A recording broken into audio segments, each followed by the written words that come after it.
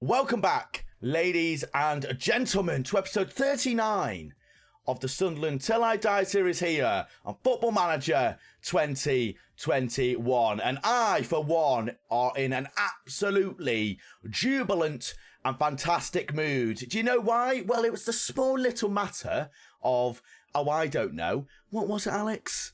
What was it? Oh, yeah. We got ourselves promoted to the Championship. Come on. Yes.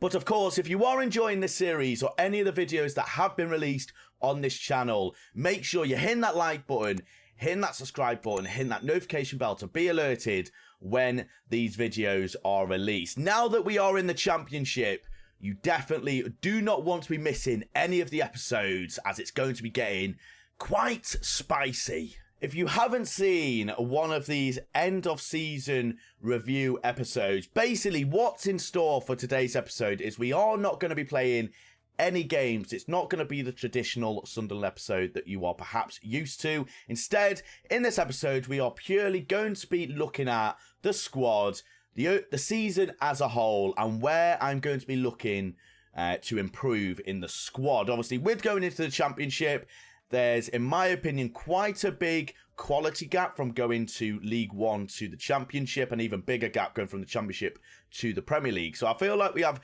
quite the task on our hands to be able to go up to the Championship and solidify ourselves as a mid-table side. We're not going to be aiming for promotion in the first year, aiming for solidity, and then we can push a little bit on. So kickstarting this episode, we are going to be starting with the end of season review. Now, I don't actually know how this is going to go. Of course, we brought in a lot of players in the summer transfer window. The likes of Kebe, Meyer, Josh Harrop, Guasant, Rossiter, Benavidez, Adrian, Marin, and Olasunde. Quite a few players coming in. The only three players to actually have a relatively good rating was Carlos Benavidez and Matt Olasunde. In my opinion, the best signing we made was Adrian Marin. Adrian Marin was absolutely fantastic. He may not have contributed in terms of the goals or assists a whole lot, but his overall link-up play with the midfield and with our attacking players, and seen as off-the-ball runs in the games,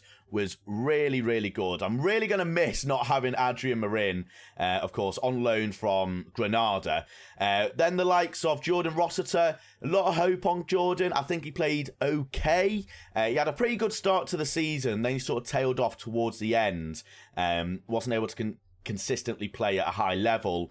Then looking at like the likes of Josh Harrop, Mayer, the two attacker players that we brought in. Mayer having an okay year, 5 goals, 5 assists, sort of kick-started a little bit more coming towards the end of the year, so the opposite of Jordan Rossiter. And Josh Harrop having a really good year, actually, despite his overall rating. 12 assists, 9 goals and 42 appearances, where he was primarily playing on the left or the centre. So that sort of return for someone in them positions isn't that bad, I don't feel like. And Kebebe didn't play that much. Obviously, Guasant came in as our emergency striker, where he played okay, 7 goals in 19. I would have liked a few more goals from him. It was very frustrating, and the board are absolutely fuming at him, by the way. Very disappointed the deal to Ring on loan. The loan fee doesn't represent great value for money. That may be true, but without him, we wouldn't have got ourselves promoted. Obviously, getting some important goals in the playoffs. So, despite not scoring loads of goals, the goals he did score were very, very important. And then Olasunde, we bought for actual money. Only starting 29, 5 assists and 1 goal. So, once again, played relatively well. Not only playing 29 games, which on the grand scheme of things sounds like a lot, but it isn't actually that much in League One. The season results, of course, we got through the playoffs, finished the playoff final, got ourselves promoted. Our season as a whole was very mixed. I feel like we were very, very good at the start of the year, only losing 2 games in the first, 3 months of the season. And then we went on our traditional, mid-season terrible run in where we didn't win that many games. We managed to get ourselves back on track, and then we started going on a poor run again towards the end of the year, but we were able to pull it round against Shrewsbury and Crewe, which was obviously the most important. Peterborough and Oxford going up with us, and then if you're interested in all this stuff, you can have a look at it. I'm personally not. FA Cup got knocked out, Carabao Cup and Papa John's Trip got knocked out as well. Moments to remember. Goal of the season was from Josh Harrop. We will have a look at that in just a second. Match to remember was the 1-0 win against Crewe in the playoff final, as you'd expect. And the biggest win, ironically, was also against Crewe. A 3-0 win in January. So Crewe really on the end of some disappointing results against us there.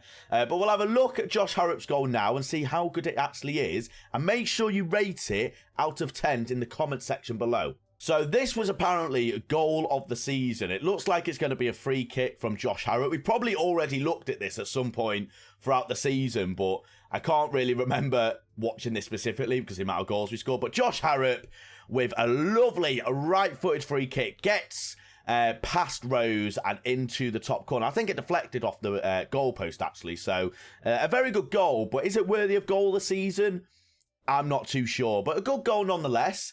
And then the finances, I doesn't say our overall sort of revenue or overall money in the club. I'm personally not really interested in this, so if you want to pause and have a look through it, you're more than welcome to. Hopefully these sponsorship and broadcast revenues will naturally go up as we go to the championship. I'm sure it will. How we lined up, obviously we kick-started the season with the 4-3-2-1 Christmas tree style.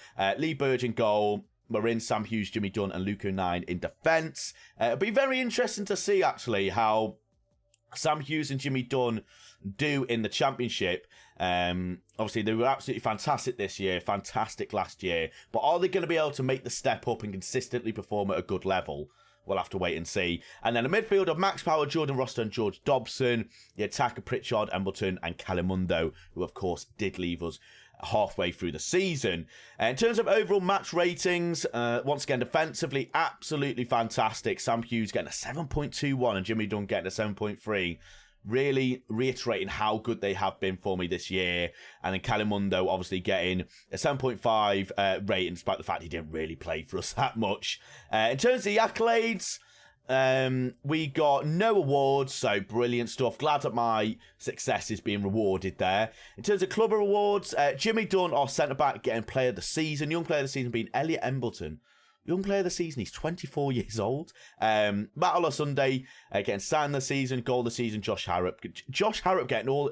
We only scored 9 goals in the entire season. Oh, yeah, because Calimundo left us, didn't he? So that's probably where all our goals went. And then Jimmy Dunn winning all sorts of accolades, that's to be expected.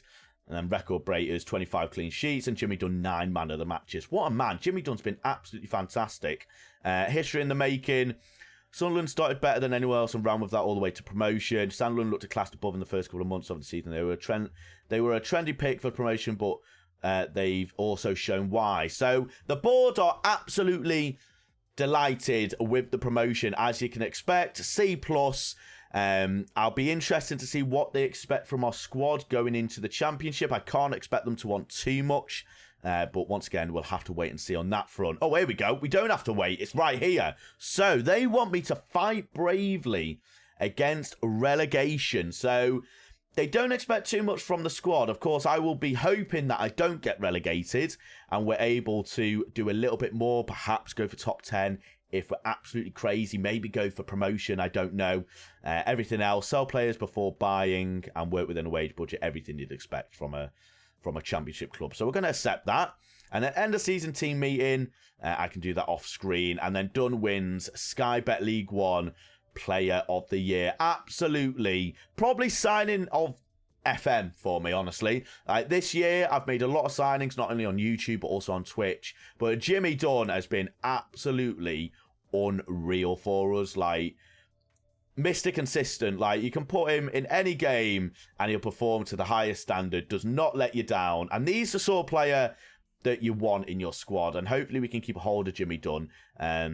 He is a good player for most Championship sides. So he is going to be able to do well in the Championship. Hopefully he can keep his consistent levels.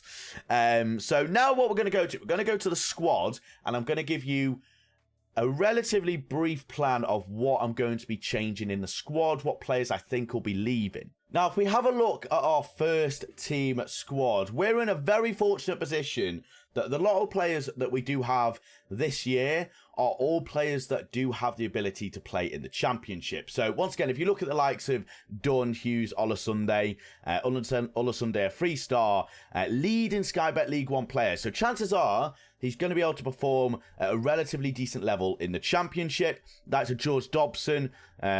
He can play, good player for most Championship sides. And then you look at the likes of Lyndon Gooch as well. Good player for Sky Bet League One sides. So a lot of our squad is in the position where they are able to play in the league above, in the Championship, which is really, really good. However, that does not mean that we aren't going to try and improve our squad. We don't want to rest on our laurels, because I feel like if you try and sort of get too comfortable with the side you have, that's a recipe for disaster. Now, the one area that I am going to be looking to improve quite significantly is going to be the attacking side of things. Defensively, as you can see, not only on raw ability and ratings, but also on performances. Defensively, we have been absolutely fan-bloody-tastic. In terms of goals scored, however, we've not been that good. We've not had that clinical goal scorer. Of course, Calimundo was meant to be that man, and then the Encosant was also meant to be that man, and both were bitterly disappointing. So the likes of left winger, right winger, striker, and Cam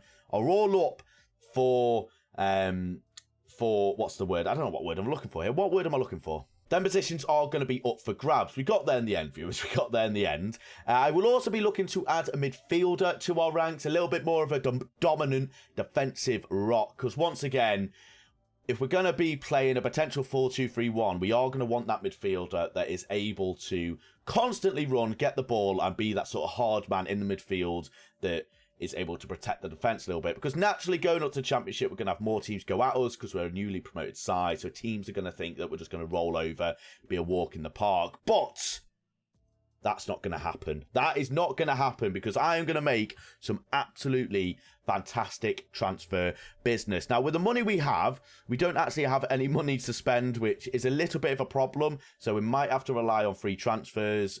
We might be able to go into the Premier League, potentially look for some players that are potentially expiring over the next 3 to 6 months, and any players that are released in the end. So that's everything in terms of the squad. Of course, if you have any questions or any advice on players that could potentially go for, feel free to put it in the comment section below. Now, for the final bit of the video, we are going to go around the leagues and have a look at how other teams have been doing. We'd normally start with England, but we're going to change things up a little bit for this end of season review. Instead, we are going to start with the beautiful Spain, La Liga, where, as is probably predicted for a lot of people, Barcelona Madrid battling it out for the title, where Madrid were able to get a 1-point lead over Barca and winning the La Liga title. Atletico Madrid finishing third, and Real San Sebastian finishing fourth, and Bilbao and Seville also finishing 5th and 6th respectively, and getting themselves some European spots.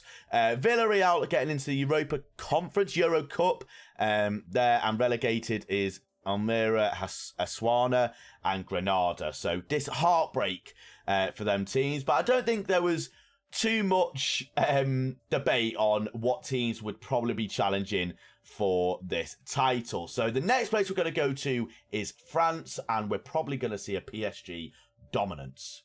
Yes, we are. It's PSG dominance, as once again we'd all expect. 1 point off becoming Centurions, only losing one game in the entire season, who was against FC Lorient, who did end up finishing...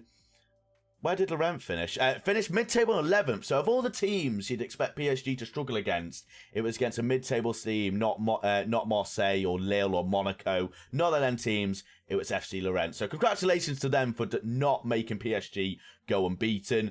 Kylian Mbappe getting 25 goals. Nice's Guiri getting 20. And Montpellier's Laborde finishing it off. Cristiano Ronaldo has gone to PSG. When did that happen? What the heck? Okay, then. No wonder PSG won the title. Neymar, Cristiano, and Mbappe. Oh my God. Luis Albert, Jesus. Wait, where's Neymar? Neymar, Jadon Sancho, what the? Okay then. Right. Mbappe, Sancho, Neymar, Ronaldo. Oh my God. PSG had to have won the Champions League, surely. Who's their manager? Pochettino. He's loving life at the moment. Bloody hell. PSG side is...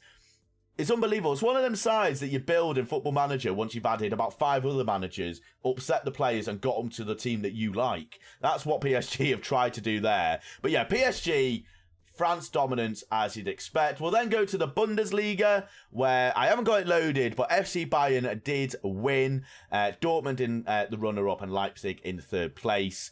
Not really any surprise there.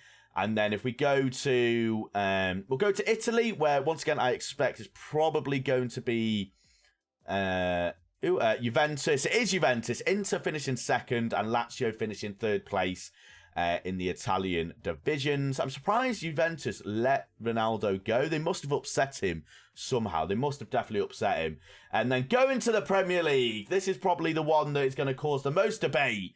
Who's won the Premier League, ladies and gentlemen? I'm going to go with Manchester City. And ladies and gentlemen, it's Manchester United, the wrong side of Manchester, but it's fine. Liverpool finishing 2nd, City finishing 3rd, Chelsea in 4th, and then Arsenal, Everton and Tottenham finishing the European spots. Leicester, very disappointing season for Leicester, finishing in 10th, Aston Villa in 15th, and then Newcastle, Leeds and West Brom getting themselves relegated. Haaland getting 22 goals because he's just a cheat code. Harry Kane with 17 and Danny Ings for Southampton getting 15.